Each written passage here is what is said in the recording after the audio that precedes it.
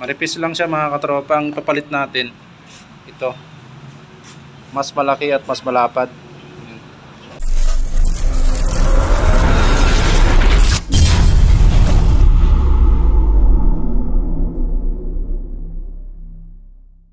Yan, so what's up sa inyo mga tropa, good morning sa inyong lahat. Ngayon magpapalit tayo ng radiator. Tinanggal natin yung clearings ng ating Sniper 155. Yan. Ito yung stock natin na radiator. Yan. So ang nipis, yan mga katropa, ang nipis.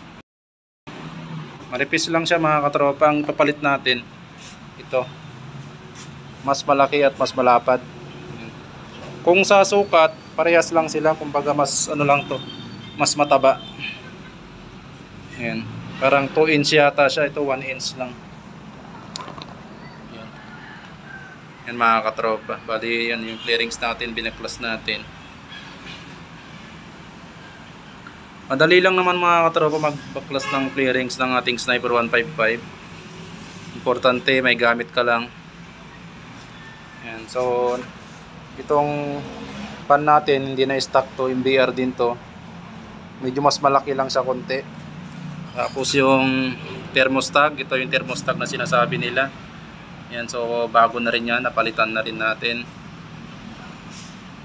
Ibabalik ulit natin yung stock na coolant. Yan, stock.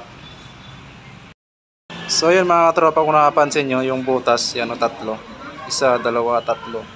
Ito, tatlo din. Yan, isa, dalawa, tatlo. Kumbaga, swak na swak siya mga katropa kasi ang paglagay naman nito is ganito. Yan. Kung napansin nyo, yan, swak. Yan, o. Yan. Ito, ganun din. Yan, mga katropa. Yan. Sukat na sukat sila, mga katropa, kasi kumbaga mas mataba lang to. Ang kagandahan nito, meron siyang screen. Yan, o. Ito yung screen. Itong maganda rito. Ito yung gusto ko. So hindi natin alam kung ilan yung kasya nito na coolant. Siguro kasya naman na yung coolant ko kasi konti lang yung nabawas doon. Tropa, nakabit na natin yung pan. Ito na yung pan natin, nakabit na. Yan. Yan. Kung papapansin nyo mga katropa yung lapat, yan, ano siya, sakto na siya kasi gawa ng pagka hinigpitan mo naman to. Yan, may level naman yan mga katropa. Ito yung level, oh. Yan, yan may level na siya. Hindi na kayo mo problema kung paano ba yung paglagay. Yan mga katropa. So baka magtaka kayo kung bakit may goma to. Yan, yan mga katropa. So pag nag-order kayo ng ganitong radiator, wala pong kasamang ganito na goma. Ito yung galing sa stock natin. Yan, sa stock yan. Oh.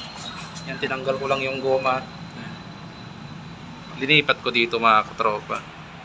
So yan, ikakabit na natin yung ating radiator na bago.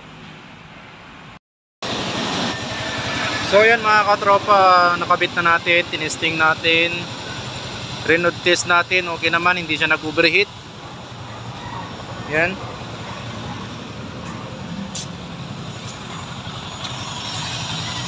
Okay. Goods na goods mga katropa yung pagkabit ng ating radiator MBR1 plug and play. Yan mga katropa.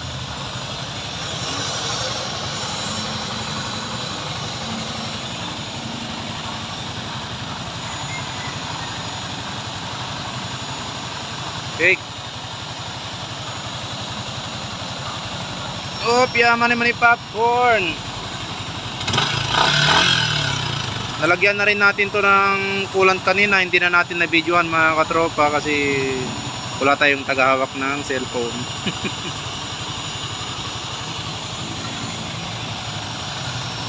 Oh, piyaman naman yung popcorn. Katropa, mamaya ikakabit na natin yung clearings ng ating sniper.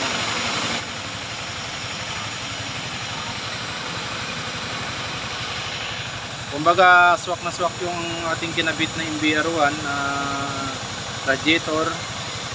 gusto magpa-install ng MBR1 na radiator, yan pwede sa akin. Joke lang yun mga katropa dun sa mga mekaniko. Kasi tayo siraniko. Yan mga katropa, mamaya gagabit na natin yung clearings. Kasi na-road test natin, okay na, hindi na siya nag-overheat. So sana okay na siya kasi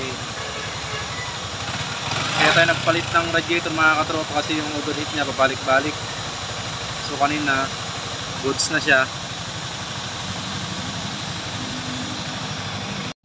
So yun mga katropa, kanina pa yan nakaandar pero hindi pa siya ganong mainit. Yan ang kagandahan ng medyo malapad yung radiator natin, medyo malaki at mabilis lang siya ikabit mga katropa.